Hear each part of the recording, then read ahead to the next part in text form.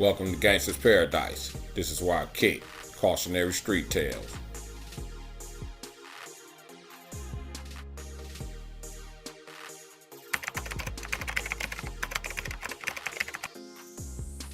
Click that like button, click that subscribe button, and click that little bell. That way you can get notifications for whenever I drop a documentary. Keep it up with YouTube guidelines. I am not here to encourage folks to join gangs, cliques, mobs, or crews, but this is a fair warning if you choose to cross that line. Go over to teespring.com and purchase GP merch. I appreciate the support. Click the link in the description and start trading crypto. You will receive $25 for signing up. Welcome to Gangsta's Paradise. Thank y'all for checking out the show as we come to the finale of this 3-part series, P.D.Q, The Untold Story. You know, I was talking to a family member and she watched the other videos. And she was like, yeah, I remember them. And she started naming guys within the group. Then she asked, where's Diamond?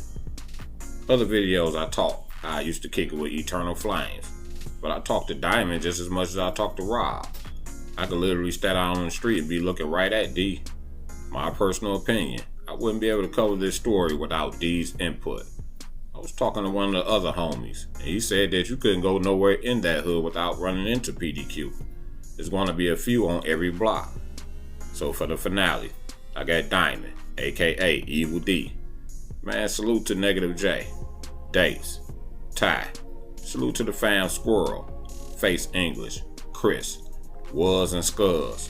Be sure to go check out part 1 and 2. Click that subscribe button. Smash that like button. Looking to get to at least 50 likes on this video. P.D.Q, The Untold Story, Part 3, the finale. Let's get to it. Alright, it ain't over. It's not over. I told y'all, I got a really big guest. It's probably the biggest guest of them all. You cannot do this story without Evil D. Y'all know this. Y'all know this yourself. I got my guy, Evil D. We go way back. What it do, my guy? What it do? What up, though? What up, though? You already know.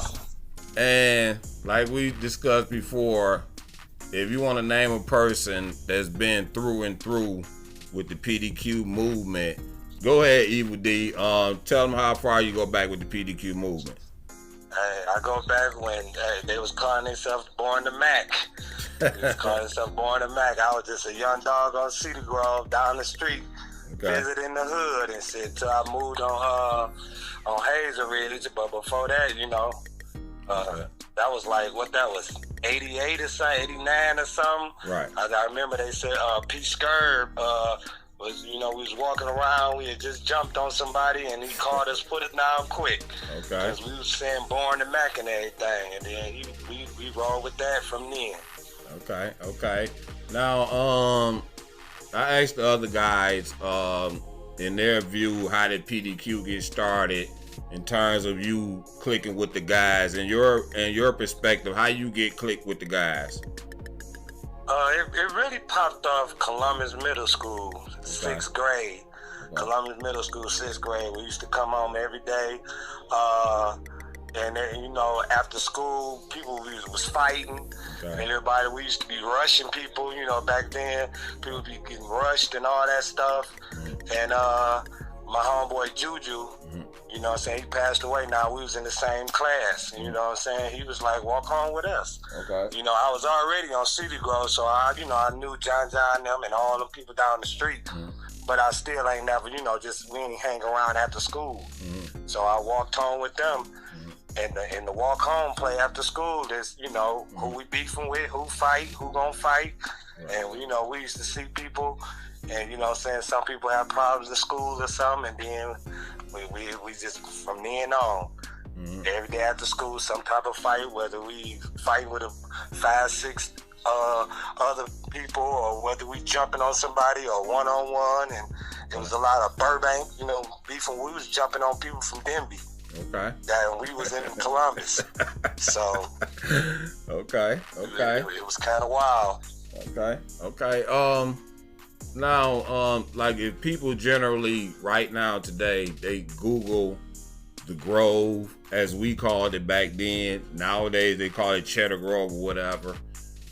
But you see the connotation the Grove got now versus back then. And I asked the other guys like what's going on in the streets nowadays. In your opinion, what's going on in the streets nowadays? They say it's more treacherous than it just got more crazier than back when y'all started P.D.Q.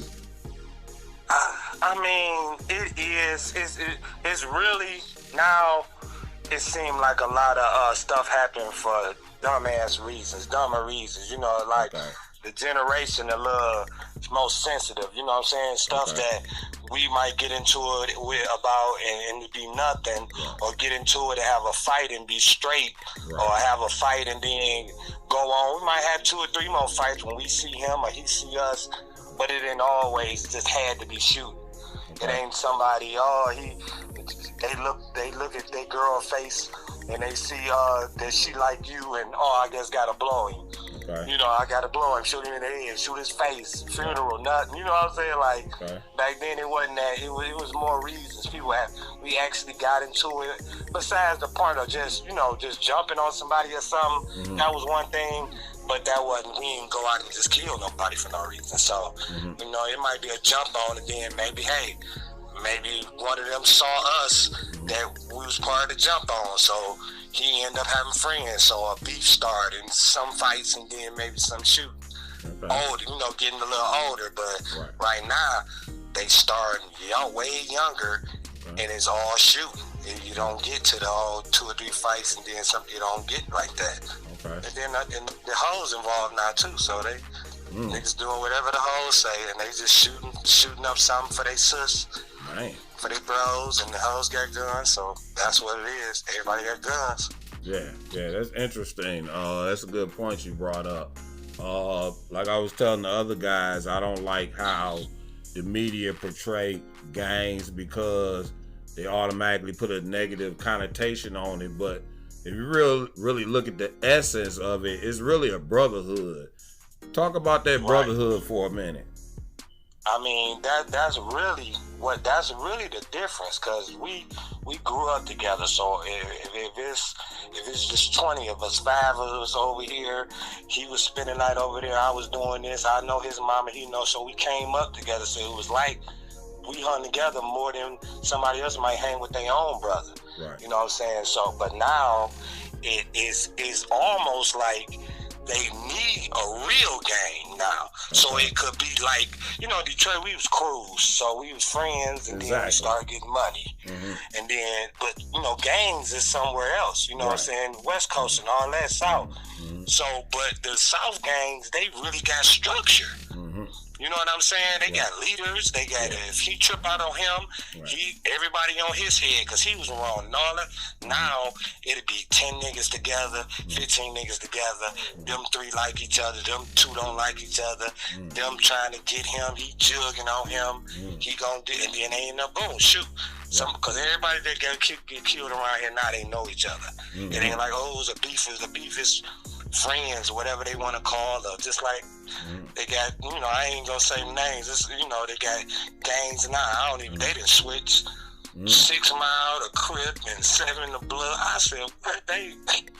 They got so much stuff going on now. You know, back then, only gang that was really kind of a gang was the Locos. You know, my man came down from whatever. And they had a real leader, and he was a Loc, and they was claiming Crip, and it was cool. Everybody was cool. We ain't had nothing against no colors.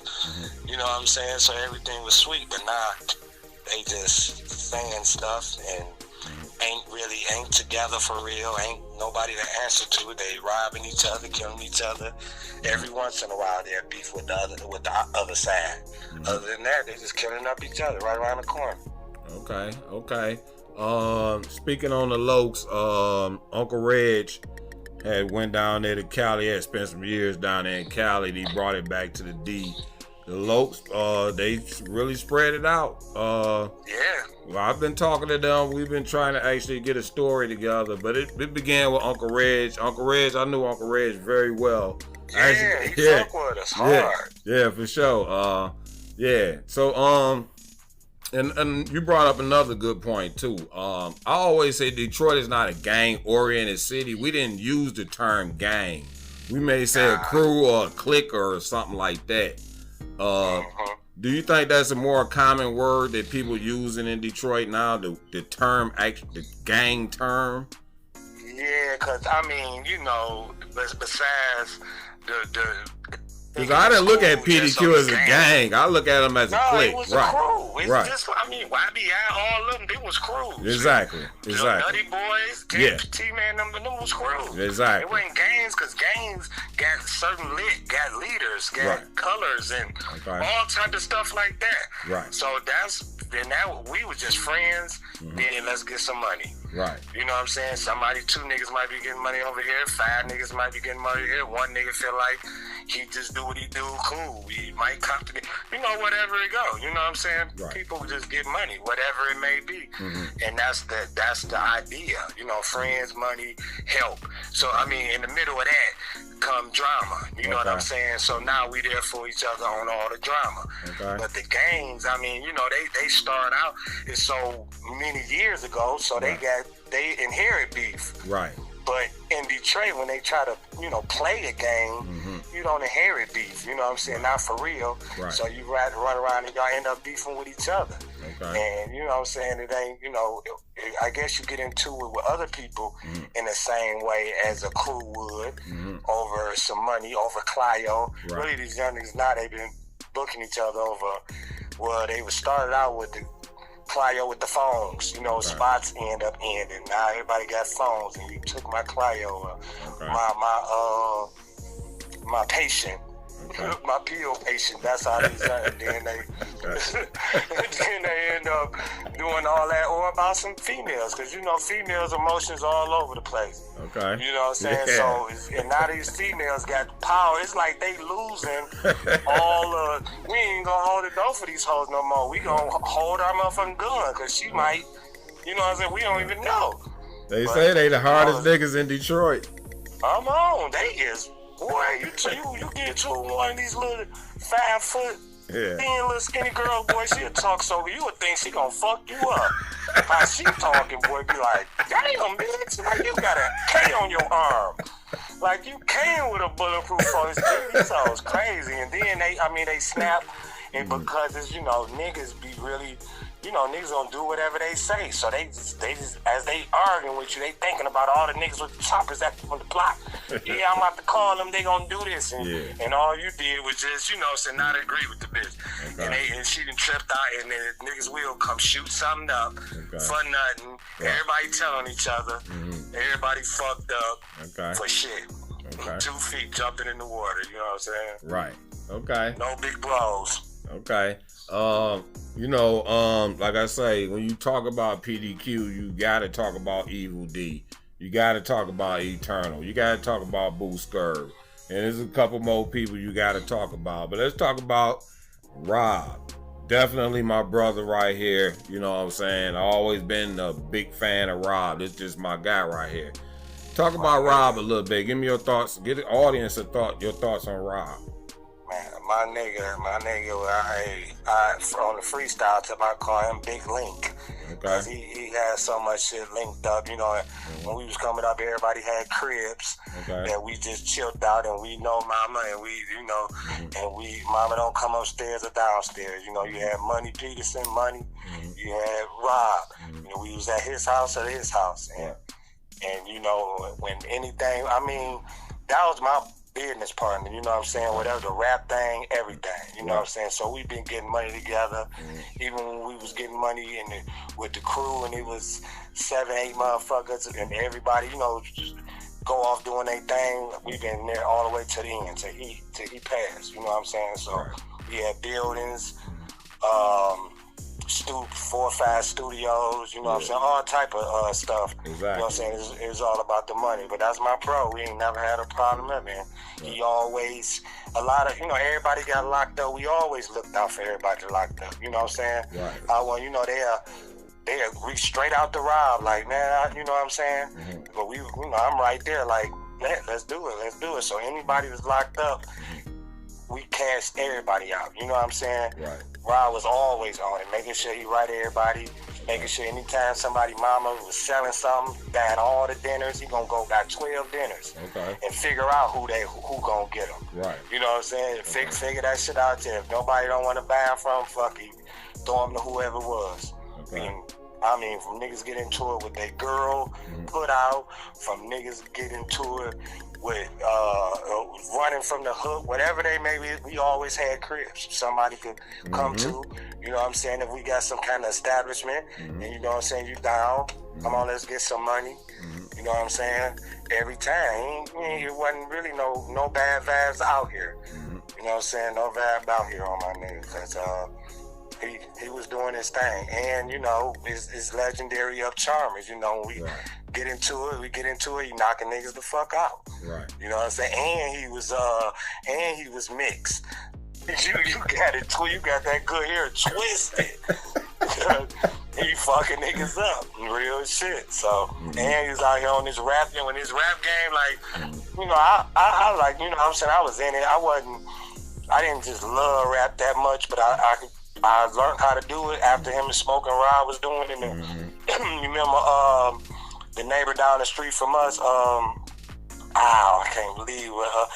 2 doors from you. Remember the 2 little brothers that stayed 1 or 2 doors from y'all? Yeah, exactly. Yeah, I know what you're talking about. Yeah. That nigga, the little one, wrote me my first rap, bro. Really? He wrote me my first rap, and I just looked at it and changed it to gangster shit. I changed all the shit to gangster shit, and I went off from there. You know what I'm saying? Just trying to jump in with Smoking Rob. Okay. Because Smoking Rob was doing the rap thing, and when Rob got in the industry, he knew everybody. He knew everybody. I wasn't out there like that trying to even really talk to niggas. But Rob, everybody, niggas has been rapping for years. All the names from Detroit, all them niggas was coming holler at Rob. We had so much shit going, but you know, our life go. Okay. Let's talk about Boo Skirb. My nigga Skirb, you already know, boy. My nigga Skirb, man, he was that one. You know what I'm saying? He had you cracking up, laughing. You know what I'm saying? He was a clown, man. Dice, because he have a nigga upside down if you lose. You know what I'm saying? If somebody got a problem, it was all good until just then. He knocking niggas out. You know what I'm saying? That's why Boo, they love Boo though. You know what I'm saying? For sure. All the hoes, they love my nigga Boo. Yeah. And we still, you know what I'm saying, we gotta. His sisters and them out here representing for him right now, boy.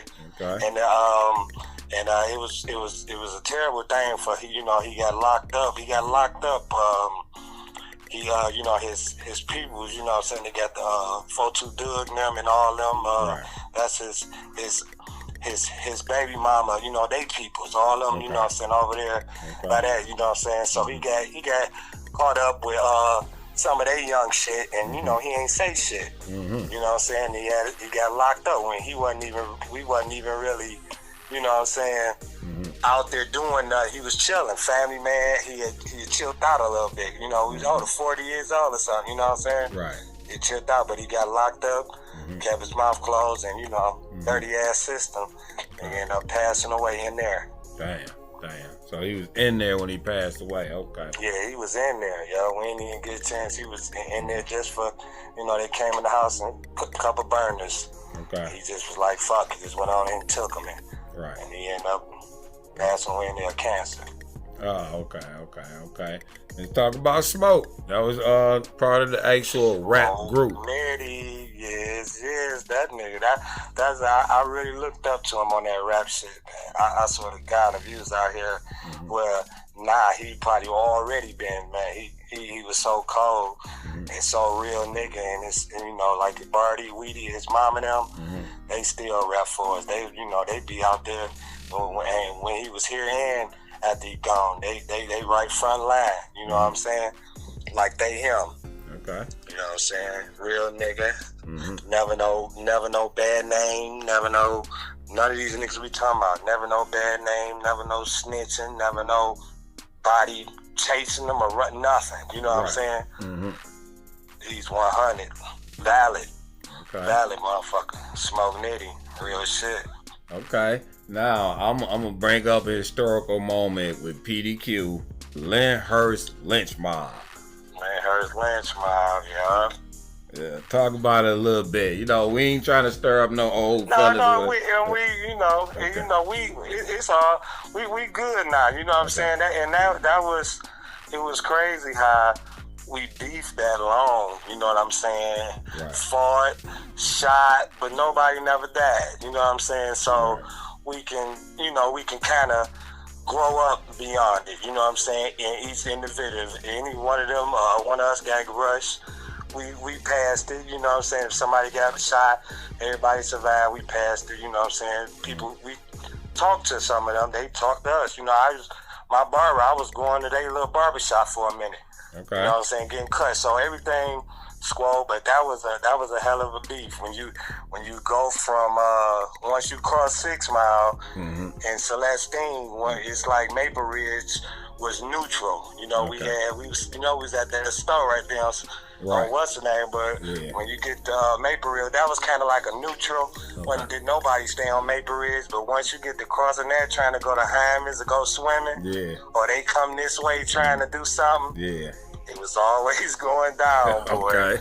It was always going down. It was boundaries, huh? We didn't rush one-on-ones. I remember John just came to pick me up out of nowhere, like, come on, man, you gotta come do something. Right. And whipped up, now I gotta fight a nigga. I ain't never seen him before in my life. Okay. Just cause I don't know, maybe they was talking and then, my nigga do this. Yeah. They young dog, boy, that shit was crazy. I remember one time we was walking, them niggas pulled out stitching cords in the rain. Like, how y'all even think of that? Right.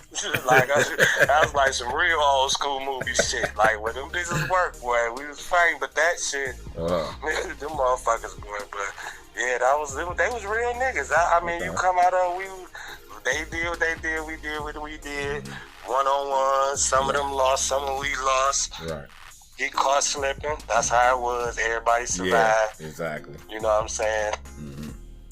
Yeah. We talked about it, man, and we looked at it as, because a lot of times when you got different cliques, I mean, it be real dudes on both sides, you know what I'm saying? You can't just say, man, them some weak dudes. No, they got some real dudes too. And it'd be a lot of testosterone flying around, you know what I'm saying? Everybody got, you young, you buck, you know what I'm saying? But like I said, speak on that though, like the other side be having some real dudes too. It do, man. Now I was just telling my son that the other day. I mean, it's like how the young people now, they say, you don't fuck with LeBron, you fuck with KD, so you gonna say LeBron ass. You ain't ass, you just fuck with KD. Right. You know what I'm saying?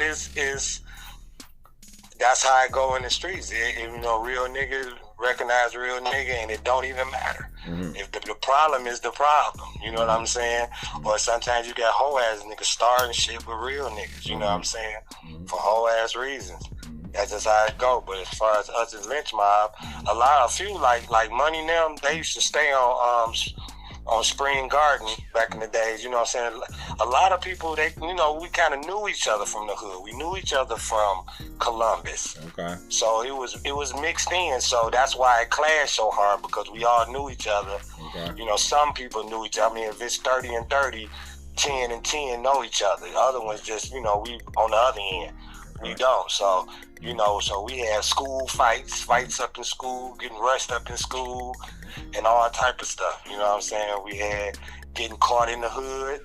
You know what I'm saying? I remember I saw cars running around, zooming all over the place. I'm looking around like, what the fuck going on? And all the time, they had caught my nigga on the side of the house. You know what I'm saying? They had rushed him, but nobody didn't even know what the fuck was going on until afterwards. Right. You know what I'm saying? But it was like that. Something happened, but it's so many of us, we don't even realize that, okay, they just rushed him, and now, you know what I'm saying, not all of them. So, like, we might do something, and my nigga Breeze or Cheaty and Cub them don't know. And not, it ain't got it been 15 minutes yet. And then I have all cars riding around, and they didn't catch another nigga or something, and he don't even know what happened. You know what I'm saying? So we used to go back and forth, stuff like that, catch one of them, and they don't even realize that one of their mans had just shot at us when we was going up Celestine, and he didn't even realize that. So we done swung back around and caught somebody else because the whole neighborhood full of all of us. Mm-hmm. You know what I'm saying? The whole neighborhood was just full of us. You know what I'm saying? Right. So exactly. they recognized real. We recognized real. It was, you know, a lot of times it was one guy back in the days. He, I don't even know who he was. Mm-hmm. I know he was with Lil Man. Mm-hmm. It was some slick head nigga, like he was used to be a pimp or something. Right. And he called us and he tried to put like a meeting thing together to do some peace shit. Yeah. But he was trying to get all, you know, he had a bunch of money in his hand. He was going, his man, make us have peace. Right. And then have us all roll for him. Oh no. That was his I man. think You know I what I'm remember saying? that. I think I remember that. I don't never know who the nigga was. Though. Yeah. He could be a big name. I don't know. Right. You know what I'm saying? But he had Little Man with him, so Yeah, Little Man. Yeah, you know I remember Little Man was Yeah. running around talking about that. Yeah, for sure. Yeah, so we listened to him, and then we met up in some house kind of neutral. I think, no, Funky wasn't there. Funky was there on another day. Funky. But we went, we listened to him, you know what I'm saying? I can't remember that much of what he said, but just the fact that we was all there, you know, it kind of calmed a lot of shit down. And then we just brushed him off about whatever he was talking about the money, because we was getting up doing our own thing. Right. And then, you know, we went away from that, went to Chandler Park, went to Scanlon Park.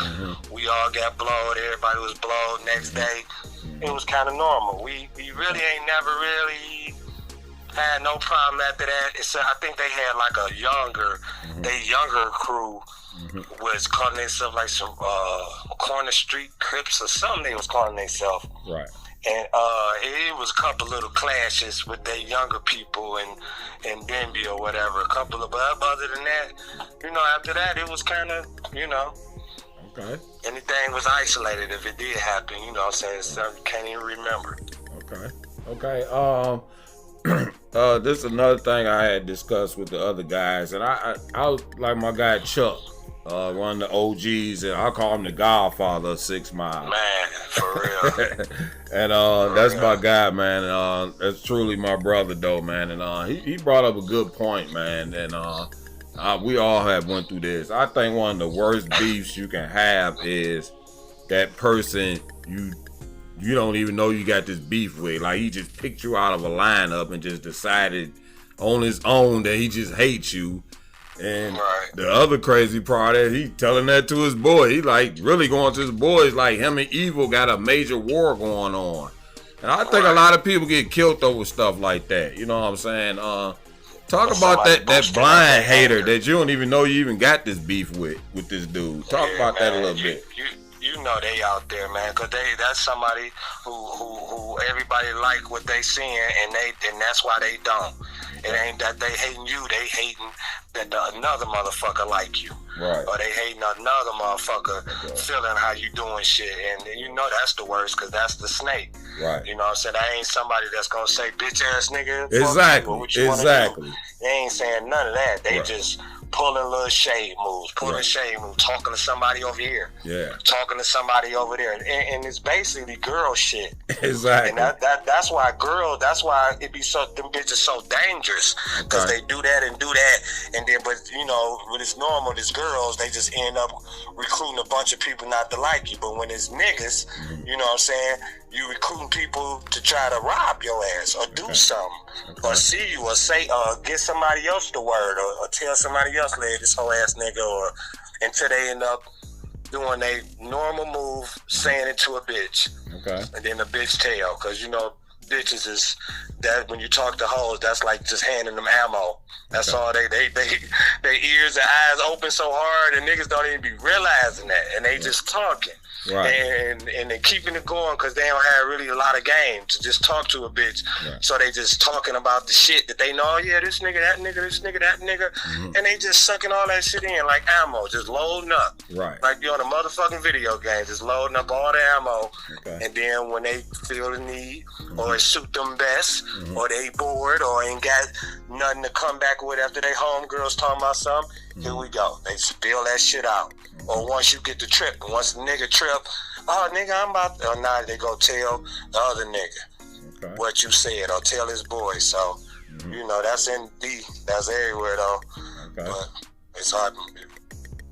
Okay. And I'll talk about hip hop for a minute, because this is been going around on the blog circuit about so many rappers dying, and they put a lot of guys getting indicted because of their social media accounts. It's like a warfare, and they literally going out on the streets actually performing these acts and coming back on the internet bragging about it. And give me your thoughts on that. Man, that shit is crazy, especially that doing shit and getting on the internet. I see Chi-Town doing that. Yeah. Man, I hope Detroit don't never adapt that, because it's going to be so many people dead. Right. Because, you know, if somebody get killed out here, you got cousins and big homies and uncles and shit, but little niggas beefing, all right, they do their thing and their friends going to handle it, but they get to doing that, you going to have all type of niggas coming out the woodwork, because you embarrassing, because you dancing at a grave or video going around, all that should be the worst shit ever for some shit like that to happen. But it's the new generation with the social media. I can't say if we had that back in the days, I don't know what the fuck we'd have been doing. I'm so glad we didn't. Right. You know what I'm saying? But during the early days, shit, man, this new shit, man, they so all over the place, and then they can't even really express themselves, even though how this new thing is to fully say everything that's on your mind, and they saying shit so candidly.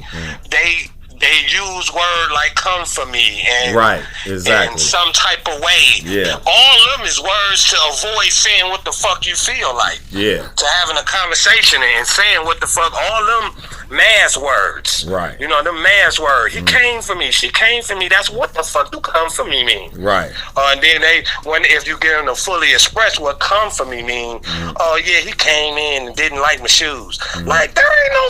That's why you use "came for me," because you didn't want to say that shit. Right. That was dumb as fuck. Right. Just like bitches.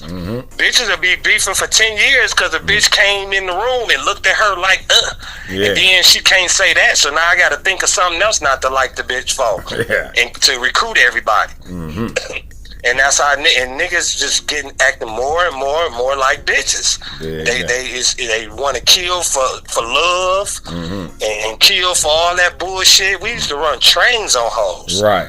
Niggas will probably have a battle royal right after that these days. Everybody fighting in love. Oh, hell you feel me? Like, this shit is crazy. Yeah. This shit, and there, you know, I mean, the females, you know, and I try to tell, I say all the time, like, damn, I would tell a young dog or something, like, man, fuck all that shit. Don't, gonna go, niggas don't even know how to rob. Y'all try to rob people. Y'all got to kill them every time. Like, damn, y'all act like y'all know what y'all doing. Just chill out. But it's like these young niggas, how can I tell them something like that when all he got to do is go on the west side, shoot somebody head off, get they buffs, come back. He was bummy Kev before, but now he Kev with the buffs. Yeah. Okay. Now the bitch is getting money. I mean, because they think he getting money. The bitch is getting some pussy. This happened. Somebody might even trust him with a bag just because he had them glasses on. Exactly. And he ain't, he ain't about to listen to me. Like, don't do it, nigga. I could change my life with these glasses. You talking about don't do it? Yeah. You feel me? So it's fucked up. It's hard.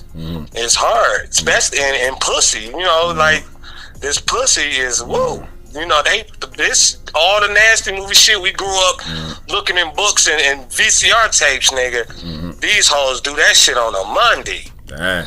That shit is nothing. You know what I'm saying? So these niggas they going crazy. The hoes going crazy. The hoes got the hoes. The niggas got the hoes. And oh man, this shit, I don't know, boy. Yeah. I be on my son head so motherfucking hard. Right. And he just 11. Yeah. Okay.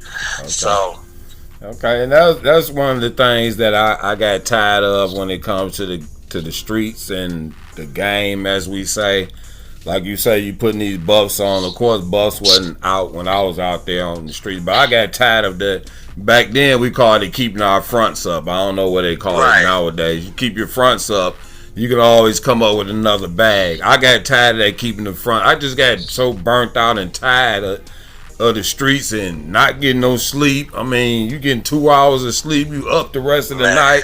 You getting high, you drinking and screwing, like you say, you're doing everything. I just got tired of the whole thing. I just got burnt out on it. No, me personally. I feel you. And and looking at someone like what happened to young Dolph, and we talking about this climate of hate. Talk about when people, how I look at it nowadays. Okay, you got Evil D. You got this guy. He want to be Evil D. To me, nowadays, they just want to get rid of you. You know what I'm saying? They just want your spot or whatever. They're not trying to be Evil D. They just want Evil D out of the way, and they willing to do anything to get them out of the way. Talk about, get your thoughts on that. I mean, and they willing to throw their own life away. Yeah, this rap, that's what I'm saying. They jump in with 2 feet. Mm-hmm. They jump in with 2 feet with this shit before they even think. I done been in the precinct with niggas asking me, well, yeah, this is my second carjacking. What you think they gonna do? You think they's gonna, nigga, goodbye, you gone. Right. And you don't even realize that shit. Damn. They don't have they don't got T to talk to. Okay. You know what I'm saying? They don't got that little man to come take their sack and teach them, don't be putting your shit in the car. You know what I'm saying? Don't hand your shit in the car. Mm-hmm. Shit like that. I don't know how these motherfuckers thinking right now, man, with this, especially the rap. If you a rapper, you know what I'm saying, you ain't even popping unless you in a beef for real. Right. And if you ain't on there talking about you know, doped up and you know what I'm saying, guapped up off the dope, they ain't fucking with you. Like, you know, back then it was a big spectrum of things you can be in rap. Right. Now it's kind of like one way. Okay. You know what I'm saying? So it's a challenge to be that way. Okay. Just like like my young dogs, I fuck with the Moraine niggas right now on the rap. You know what I'm saying? Just, you know, they be using the studio and they get, and all that kind of stuff, kilogram them. And I be I'm wary for them a little bit because they blowing up, but they ain't beefing with nobody. You know, Moraine right there, Kelly to Harper or whatever. So it's short. Right. So, you know what I'm saying, they rap and they get on, you know what I'm saying, the hood, that's cool.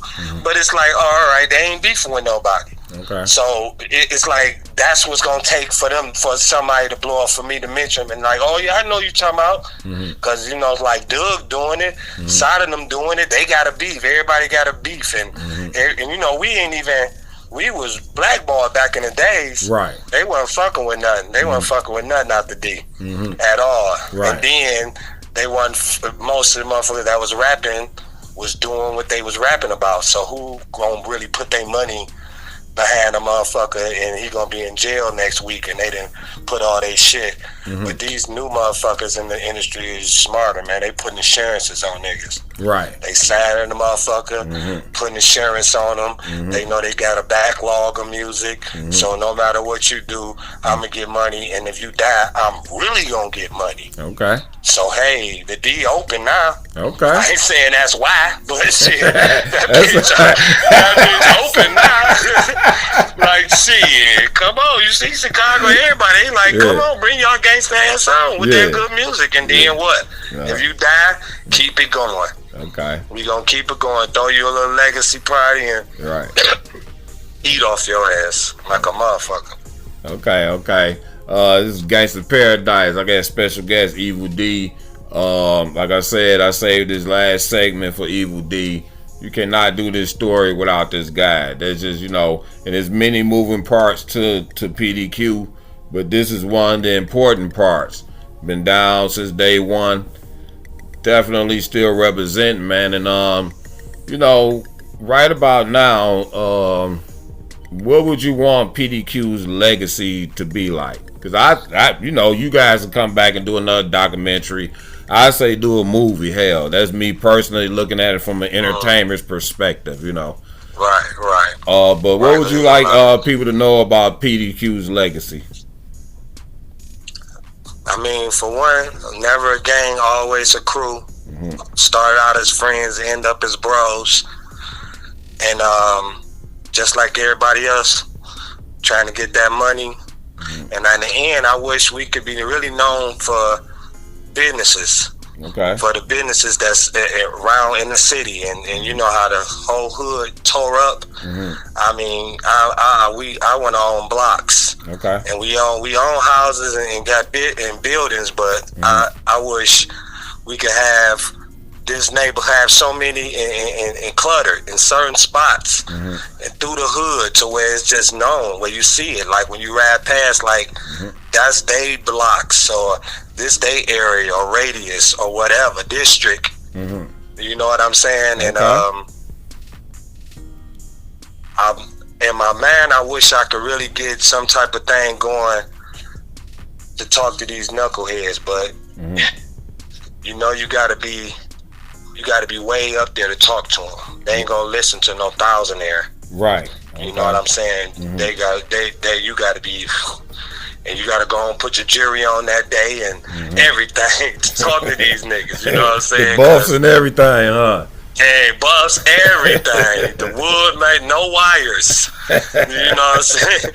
No wires. Just for them to kind of listen to you for a minute, because I think we playing into the man hands. You know what I'm saying? All this shit. They want that grass to strip. Okay. And the more we just saying fuck it and fuck this, I wish all of us, the whole hood, we just buy this bitch up. Okay. Cause they want that good water, they want that good grass to strip. You know what I'm saying? Everywhere else fucked up. Soon as any kind of storm or something happen, everybody fucked up except the ghetto was part of the city. Okay. They want that shit back. Okay. They want that shit back. So I wish we can really do our thing to keep it for them. Okay. Okay. This is GANGSTAS Paradise. It's the P.D.Q story. Just a part of their story. They got like a million stories. Like, I can sit and talk to Evil D for the next week or so on some P.D.Q stories. And I mean, I appreciate you, man, for coming in on this segment, man. And we'll come back and do it again. For sure, it's on. Let me know.